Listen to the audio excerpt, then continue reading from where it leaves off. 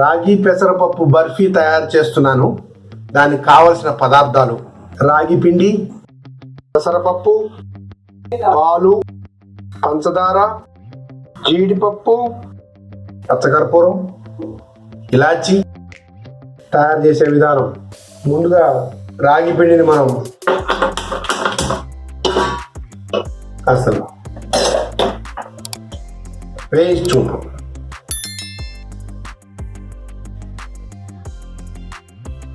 నేను ఒక కప్పు తీసుకున్నాను. రాగి పిండి ఎట్లా వేయించాలి, ఎట్లా రావాలి, ఏంటి అనేది ఏమన్నా డౌట్లు వస్తే ఏం లేదు, శ్రద్ధగా దాన్ని గమనిస్తూ ఉంటే మనం ఫస్ట్ వేసినప్పుడు స్మెల్, ఒక 5-4 నిమిషాల తర్వాత ఉన్నటువంటి స్మెల్ బట్టి చూసుకోవాలి.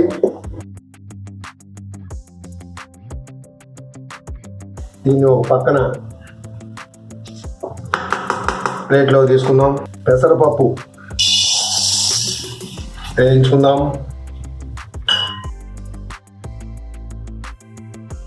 మంచి ప్రోటీన్ ఉంటుంది ఇందులో. పెసరపప్పు మంచి న్యూట్రిషను. రాగి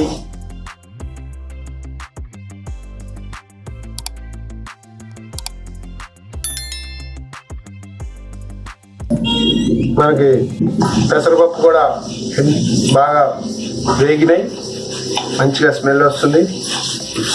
ఒక నిమిషం చల్లార్చి గ్రైండింగ్ పట్టుకున్నాం పౌడర్. జీడిపప్పును వేయిద్దాం. ఒక 1/2 చెంచా నెయ్యి వేసుకొని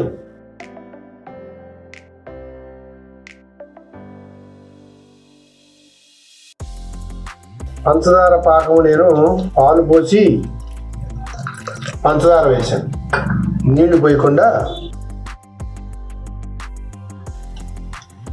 ఏమి తీగపాకంగా రావాల్సిన అవసరం లేదండి. అంత పచ్చకర్పూరం తీసుకున్నానండి.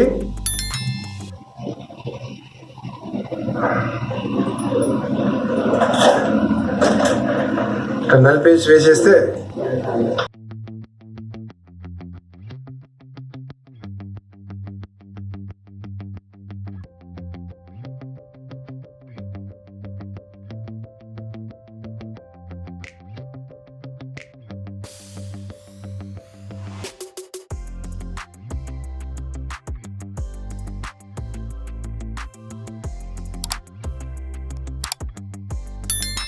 రాగి ముద్ద ఎట్లా కలుపుకుంటామో ఆ విధంగా కలుపుకుంటూ ముద్దలు లేకుండా మధ్యలో ఇట్లా లంప్స్.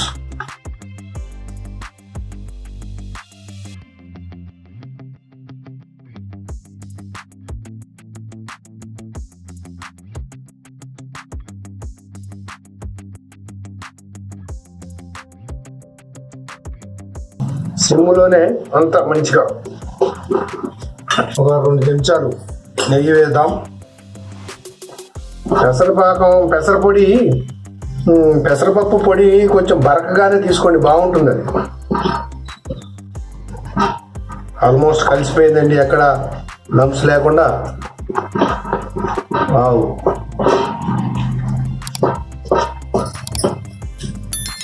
నెయ్యి రాసి పెట్టుకున్న ప్లేటు రెడీ పెట్టుకున్నాము. ఈ ప్లేట్లోకి దీన్ని మనం షిఫ్ట్ చేద్దామండి. వావ్, మంచి స్మెల్.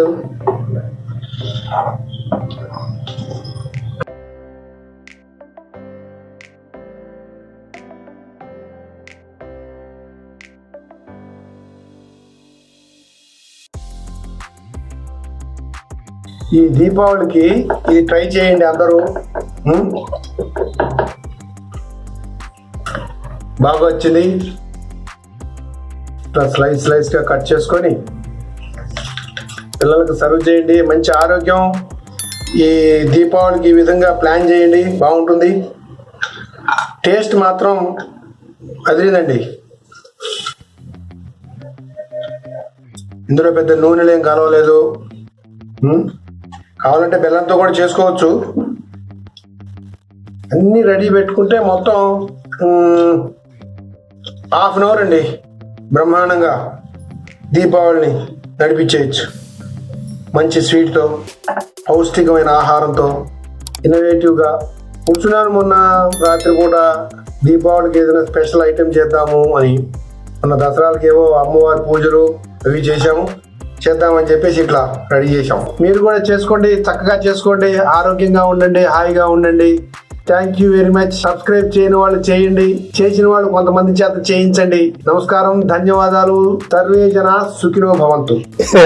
వంట కార్యక్రమం చూశారు కదా, మరి నచ్చితే లైక్ చేసి సబ్స్క్రైబ్ చేసి మీ అభిప్రాయాలని కింద మా కామెంట్స్లో పెట్టండి. నలుగురు చేత సబ్స్క్రైబ్ చేయించండి, ప్రోత్సహించండి.